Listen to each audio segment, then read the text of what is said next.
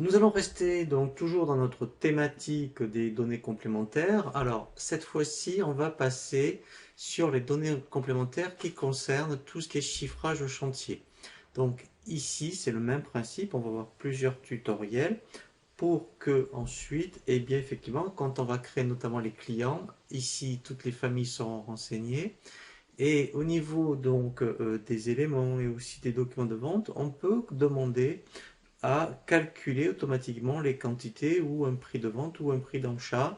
Et c'est le premier tutoriel qu'on va voir dans donc, cette thématique des chiffrages chantier, les métraits. Donc là, c'est vraiment très intéressant où effectivement, par exemple, on est donc dans la peinture, on doit faire une pièce et en fonction donc de la surface, eh bien en fait, on va faire le devis et c'est lui-même qui va mettre la quantité. Donc on va définir ce qu'on appelle un métrait. Donc ici, je fais ajouter, je l'appelle surface. Ici, j'ai dit, est-ce que c'est pour calculer une quantité au niveau des ventes, soit un prix de vente. Ça peut être aussi pour les quantités au niveau des achats par rapport au fournisseur. En fonction eh bien, des dimensions que vous indiquez, lui, il va vous dire, ben voilà, quand vous allez passer une commande fournisseur, vous aurez besoin de temps. Donc nous, ici, on va le faire pour les ventes.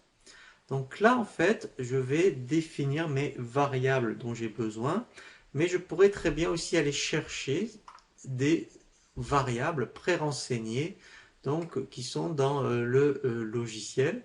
Et là, moi, en fait, comme c'est un calcul de surface, eh bien, je vais créer trois variables, admettons hauteur, largeur, longueur. Et en fait, en fonction des dimensions, c'est lui qui va me calculer la surface. Et ce métrait, donc là on définit tous les métraits, on verra comment l'utiliser quand on verra les documents de vente au niveau du devis. Donc là je vais ajouter mes variables, donc je vais mettre, mettons, hauteur. Ici ça peut être du décimal ou entier, donc là je vais mettre des entiers.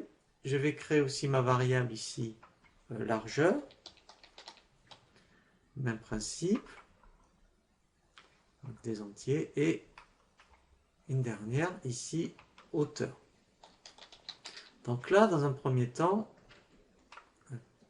longueur, pardon.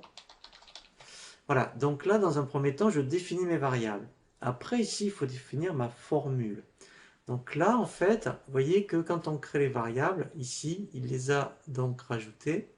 Donc là, je vais lui dire, eh bien, je vais faire hauteur fois largeur fois longueur. Donc ici, je me positionne en formule, je double-clique dans hauteur et après je mets donc mes opérateurs. Donc là je fais multiplier,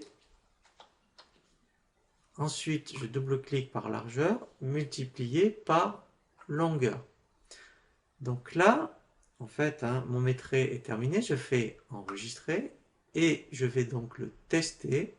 Donc ici, je vais donc tester mon métrait type. Donc ici, je vais indiquer des valeurs. Donc là, je vais mettre 2 mètres par 3 mètres, par exemple, sur 2 mètres. C'est un exemple.